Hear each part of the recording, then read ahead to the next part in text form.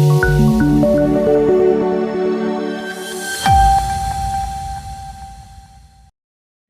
દર્શક મિત્રો, કરવી ગુજરાત ન્યૂઝમાં આપનું સ્વાગત છે।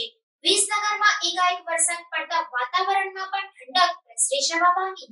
હજુ તો ઉનાળાની ઋતુ ચાલે છે તેવામાં મેઘરાજાએ એન્ટ્રી કરી લીધી છે। વિસનગરમાં વાતાવરણમાં અચાનક જ પલટો જોવા મળ્યો હતો, જેમાં દિવસભરની ગરમીને લઈને સાંજના સમયે એકાએક જોરદાર પવન સાથે જોરદાર વરસાદની શરૂઆત થઈ હતી, જેમાં અચાનક ભારે ગરમી બાદ એકાએક વરસાદ પડતા વાતાવરણમાં પણ ઠંડક પ્રસરી જવા પામી હતી। છેલ્લા કેટલાય દિવસોથી લોકો ગરમીથી ત્રાહિમામ થઈ તોબા પુકારી ઉઠ્યા હતા, જેમાં વિસનગરવાસીઓ પણ ગરમીમાં અકળાયા હતા।